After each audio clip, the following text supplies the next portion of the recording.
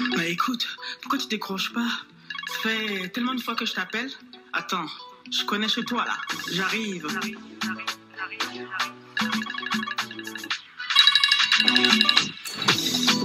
Radio Occitania. Ouvre la porte. J'ai compris. Tu voulais gagner partout de nos jours. Pourquoi on a fait de paroles, garçon ou fille? C'est pareil. Homme ou femme, c'est pareil. C'est pareil, homme ou femme, c'est pareil. Ça, c'est la conclusion de Phénol. Phénol. Oui. Nous retrouvons donc en direct de Berlin. Phénol, bonjour. Oui, bonjour Papa Zach l'Africain et bonjour aussi à Alain qui est cette fois-ci avec nous.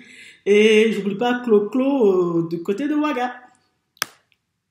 Bien sûr, Clo-Clo, qui écoute justement à ce moment, elle vient de me faire un petit clic. Coucou, d'accord. Elle écoute bien évidemment, bien sûr. Tu fais du bien de le faire. Mais On oui, est quand même en sympathie colorato. tout à fait. Comment Comme tu veux. Bien, voilà. Alors, tes disques, comme toujours, ont toujours un sens, hein, un sens. Et jamais vous n'allez que d'un seul côté, c'est-à-dire quand vous damez sur les hommes, vous damez sur les femmes. Mais oui, en fait, parce qu'il faut être honnête, parce qu'il ne faut pas voir seulement qu'un côté. Les hommes et les femmes, les femmes ne sont pas la perfection autant que les hommes. Donc, étant donné que l'éducation que mes parents m'ont donnée est une éducation d'honnêteté et de direction, donc j'essaie de voir en fait, voilà, du côté de la femme que je suis et du côté des hommes, quels sont nos défauts, quels sont aussi nos côtés lumineux, voilà, du mieux que je peux. Voilà, je crois que tes chroniques commencent à aller dans les oreilles du capitaine Zahid du côté du Burkina Faso. Hein. Ah, d'accord. Bon, alors, Oui. bien évidemment, vous avez pris donc le sujet sur les albinos dernièrement. Oui. Quelque chose qui a été fait. Les tours ont été formidables et vraiment, les gens ont trouvé que tu as vraiment des mots à dire. Et aujourd'hui, vous vous êtes dit, vous allez parler des becs. Parce que c'est vrai que c'est un monde un peu atypique. Hein. Les gens qui bégayent, bon, on a tendance à dire, ouais, comment qu'est-ce qu'il mange? Oui, j'entends pas ce qu'il dit. On ne fait pas beaucoup d'efforts. Oui. Vous avez donc pris ce sujet que vous nous exposez maintenant. Vous avez l'antenne. Merci, Papa Zach l'Africain. Alors, aujourd'hui, c'est le 3e épisode de mes chroniques et je l'intitule aujourd'hui « Lumière sur les personnes bègues ». Chères auditrices et auditeurs, je vous espère tous dans la bonne santé. Pour ce 3e épisode de mes chroniques, la thématique est consacrée aux personnes bègues. C'est un de mes supporters musicaux que j'appelle affectueusement mon fiston, du nom de Benjamin Zongo, du côté de Ouagadougou, qui m'a interpellé après avoir écouté ma chronique sur l'albinisme. Il m'a dit « J'aimerais que vous parliez un jour des personnes bègues car on a souvent des difficultés à se faire accepter par la société. Vivement que vous abordez ce thème un jour. » À la lecture de son commentaire, j'ai été immédiatement touchée car je me suis souvenu de plusieurs situations dans mon enfance où des camarades ou voisins souffrant de bégaiement ont été soit humiliés, indexés, moqués, etc. J'ai ressenti donc l'urgence du message de Benjamin et j'ai décidé à l'instant où j'ai lu son commentaire d'en faire mon prochain thème de chronique sur Voix d'Afrique. Cette Voix d'Afrique qui est porteur dans le monde entier. Et porter ce message le plus loin possible. Je vais donc m'étaler sur le sujet dans un premier temps et ensuite vous lire le témoignage de Bienvenue Zongo, auditeur du Burkina Faso.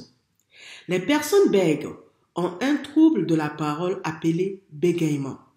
Ce trouble de la communication se manifeste par des interruptions involontaires lorsque la personne parle et des répétitions de sons, syllabes ou mots, des blocages ou difficultés à faire sortir un mot ou des prolongations de sons.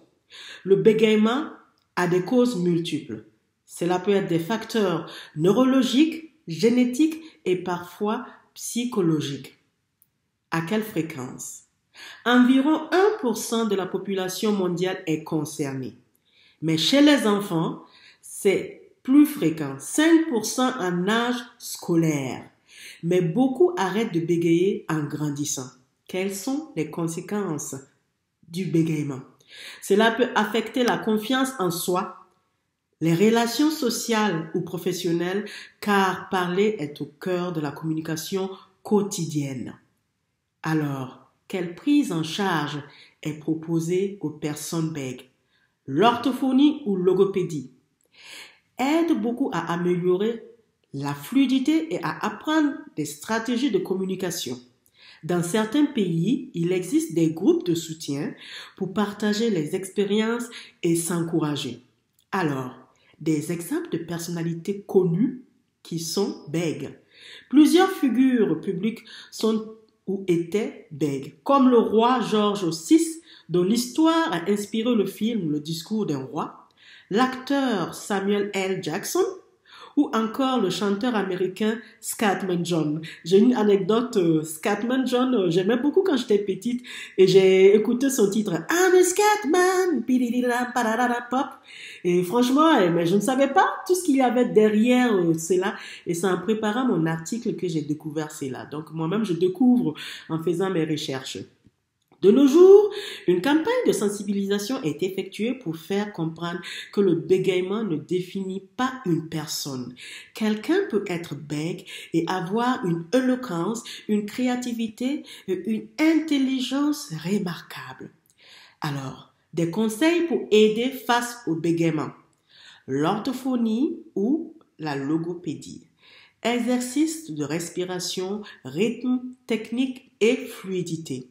Il y a l'exposition progressive à la parole. Parler en public, théâtre, chant.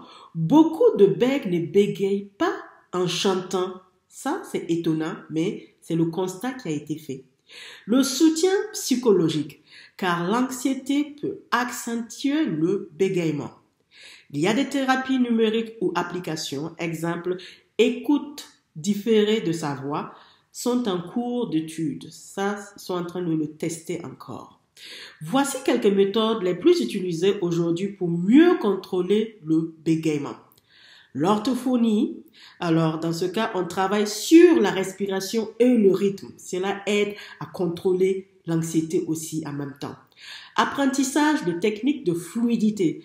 Parler plus lentement, allonger les voyelles, marquer des pauses. Jeu de rôle et entraînement progressif à la parole en situation réelle, ce qui peut être pratiqué dans le théâtre par exemple. Alors, il y a aussi des techniques de respiration et de relaxation. La respiration diaphragmatique ventrale pour réduire la tension. Il y a la relaxation musculaire, méditation ou aussi la pratique du yoga. Il y a la gestion du stress, car l'anxiété accentue souvent le bégaiement. Il y a aussi des méthodes artistiques comme le chant, on avait dit. Beaucoup de bègues ne bégayent pas en chantant. Il y a le théâtre. Alors, il y a aussi le slam, la poésie. Cela aide à développer la confiance et le rythme de la parole. Il y a la lecture à voix haute pour fluidifier le discours. Il y a aussi des outils technologiques, des applications de suivi et d'entraînement, des appareils à feedback auditif différé, entendre sa voix légèrement en décalé aide certains à parler de manière fluide. Il y a aussi des programmes numériques interactifs. Il y a aussi des groupes de soutien et thérapie, des groupes de parole pour personnes bègues. Il y a aussi la thérapie cognitivo-comportementale, on dit TCC, pour travailler sur la peur du jugement et l'angoisse de parler. Parce que ça peut vraiment être problématique quand on est dans la peur et qu'il y a cette angoisse qui est là. On en arrive à ne plus pouvoir sortir un mot de sa bouche. Et pour les enfants, il y a le dépistage précoce qui est important. avant que le bégaiement ne s'installe durablement. Il y a des jeux de communication avec les parents. Parler lentement et calmement à l'enfant sans le presser ni le corriger brutalement. En résumé, le bégaiement n'a pas encore de cure définitive, mais grâce à ces méthodes, beaucoup de personnes parviennent à parler avec confiance et fluidité au quotidien. Là, je m'en vais vous donner les erreurs à éviter quand on parle avec une personne bègue pour que la communication reste respectueuse et confortable. Donc, écoutez bien parce que c'est très important. Ne terminez pas ces phrases à sa place. Même si on croit aider, ça peut donner l'impression qu'on est impatient ou qu'on doute de ses capacités. Ne pas lui dire « respire, calme-toi, parle doucement ». Cela peut être vécu comme une critique. Le bégaiement n'est pas un simple manque de calme. Ne pas se moquer ou imiter. Ça, on l'a tous déjà fait à l'enfance, j'en suis sûre. Parce que quand on est enfant, bon voilà, on se met à se moquer ou à imiter alors que bon, voilà. Même en plaisantant, ça peut être très blessant et accentuer l'anxiété. Ne pas montrer d'impatience, soupirer, regarder ailleurs, finir ses phrases du regard, tout cela met une pression supplémentaire. Ne pas donner de conseils simplistes comme « fais un effort, concentre-toi, parle mieux ». Le bégaiement n'est pas une question de volonté. Alors, voici des attitudes qui aident concrètement. Laissez la personne prendre son temps. Maintenir un contact visuel naturel sans insistance excessive. Montrer qu'on écoute le contenu du message, pas la manière dont il est dit. Garder une attitude détendue et bienveillante. En résumé, l'important est de montrer à la personne bègue qu'elle est écoutée avec patience, respect et authenticité. À présent, je vous lis le témoignage de Benjamin Zongo du Burkina Faso en tant que personne bègue, a demandé que le sujet soit traité lors d'une de mes chroniques pour donner de la visibilité à leur handicap, donc à son handicap à lui. Voici ce que Benjamin m'a dit. Je parle en son nom. Je suis une personne née bègue. Pendant mon enfance, ça n'a pas été facile pour moi. Déjà, entre nous les enfants à l'époque, on se moquait de moi. Dieu seul sait combien de fois je me suis cachée pour me culpabiliser à cause de cet handicap. À l'école primaire, on avait une maîtresse. À chaque fois qu'elle m'interrogeait et que je prenais mon temps pour parler, elle me battait. Et le jour que mes camarades de classe l'ont informé que j'étais bègue, elle est venue me demander. Par la suite, à cause de cela, il y a des travaux pratiques à l'école dont j'ai été dispensée car étant handicapée de la parole. L'adulte que je suis aujourd'hui vit toujours avec ce handicap. C'est pas quelque chose qui finit. Ma mère m'a dit que quand j'étais enfant, elle ne savait pas que j'étais bègue. C'est quand j'ai commencé à parler qu'elle a constaté cela.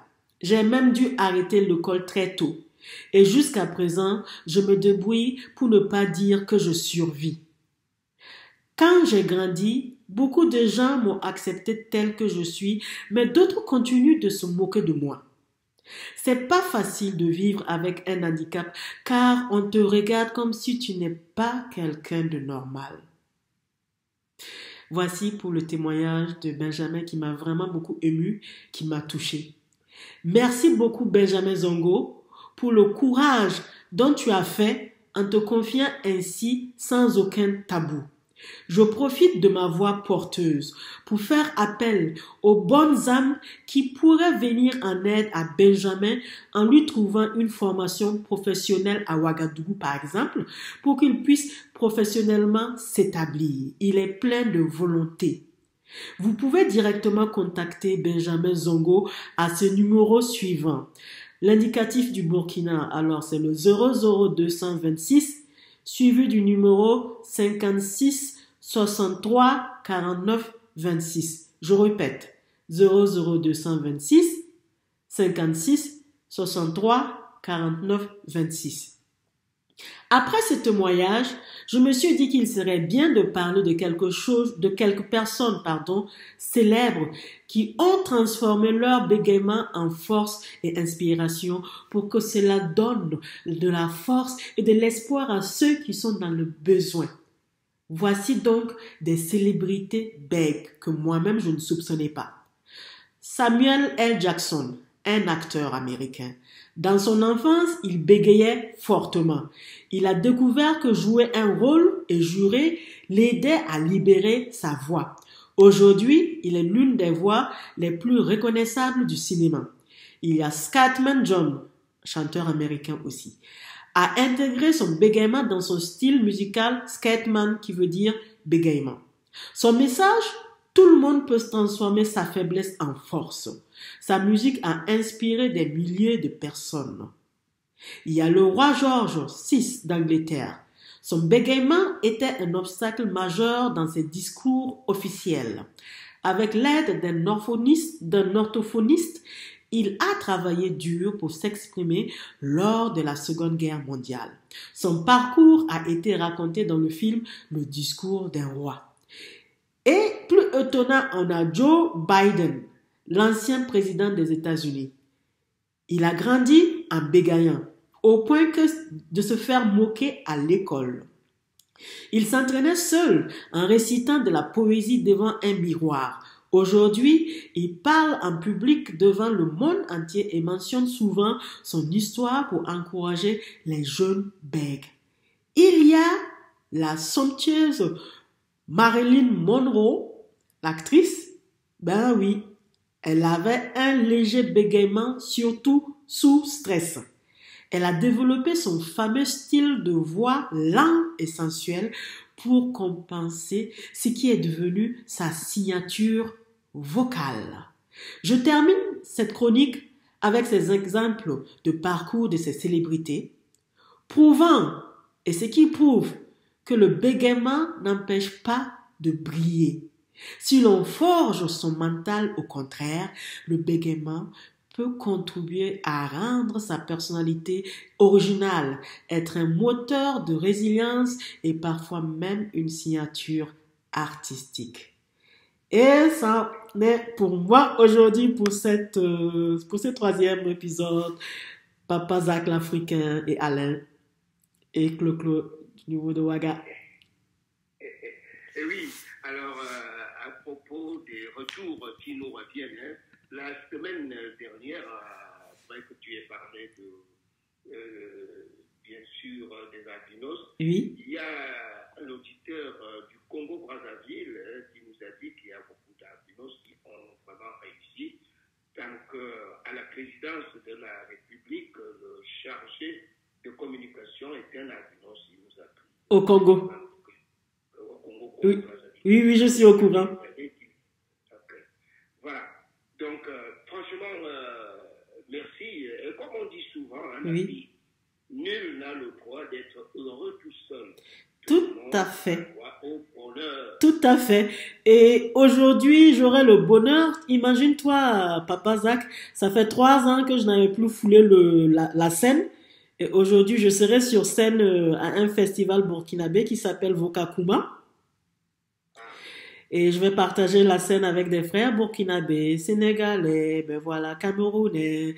On va être là dans l'Union africaine et puis on aura des pensées pour vous. On te souhaite bien un bon enjaillement, pense à nous. Merci, je penserai à vous.